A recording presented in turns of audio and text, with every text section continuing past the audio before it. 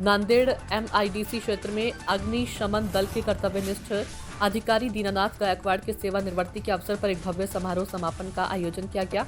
इस कार्यक्रम में अग्निशमन विभाग के अधिकारी, कर्मचारी तथा अन्य मान्यवर बड़ी संख्या में उपस्थित रहे। गायकवाड़ ने अपने लगभग 30 वर्षों के सेवा काल में अनेक कठिन परिस्थितियों का सामना करते हुए साहस, समर्पण और कर्तव्यनिष्ठा का उत्कृष्ट उदाहरण प्रस्तुत किया। अपने संबोधन में उन्होंने नई पीढ़ी के कर्मचारियों और युवाओं को मार्गदर्शन देते हुए कहा कि कठिन परिस्थितियों में कभी हार मत मानो, धैर्य रखो और अपने काम पर विश्वास बनाए रखो।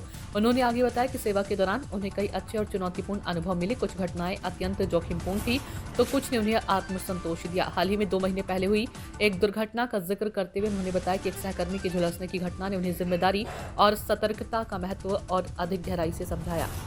सर काय सांगाल की आपल्या अग्निशमन दलामध्ये जवळपास 30 वर्षाच्या वरची सेवापूर्ती झालेली आहे, काय सांगाल अनुभव बघा, मी 12 वर्ष अग्निशमन दलामध्ये शिकवण्याचं काम केलं। त्यानंतर उरलेले 18 वर्ष मान्यवरांना विनंती आहे, जेवणाची व्यवस्था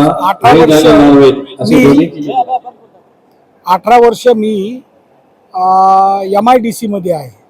अनुभव खूप कधी काही वेळेला बेकार अनुभव आलेले आहेत, काही वेळेला चांगले अनुभव आलेले आहेत।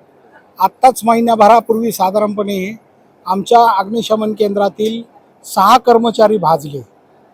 त्यानंतर याच्या अगोदरही महाडला, त्याचबरोबर भिवंडीला एकाचा कर्मचारी भाजले होते, एकाचा लाकूड कापताना, झाड कापताना पाय कापला होता। असे खतरनाक अनुभव पण आलेले आहेत आणि ती वेळ आणि तो प्रसंग आम्ही योग्यरित्या निभावून नेला आणि अग्निशमन दलामध्ये माझी 30 वर्षाची सेवा आज कंप्लीट झालेली आहे आणि विहित वयोमानानुसार मी सेवानिवृत्त होत आहे।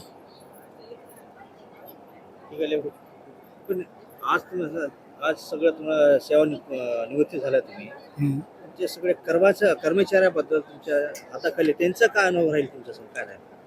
आता खरं सांगायचं म्हणजे 6 कर्मचारी भाजल्यामुळे माझी इच्छाच नव्हती काही कार्यक्रम करायचा, पण हे सगळं काय केलं आहे हे कर्मचाऱ्यांनीच केलेलं आहे। माझा त्याच्यामध्ये काहीही सहभाग नाही आहे। कर्मचाऱ्यांनी उत्स्फूर्तपणे काम केलेलं आहे। दुसरे जे नवीन जे कर्मचारी आहेत तुमचे, यांना काय संदेश देणार? काय नाही, कधी स्वतःला संपलं म्हणून समजू नका, स्वल्पविराम द्या, फुल स्टॉप देऊ नका। नाही तर कर्मचारी कधी कधी घरगुती प्रसंगाने, कधी शासकीय याने तो वैतागलेला असतो, तर कधी त्याला वैतागू नका, त्या कामाला फुल स्टॉप देऊ नका आणि नव्या जोमाने कामाला लागत जा।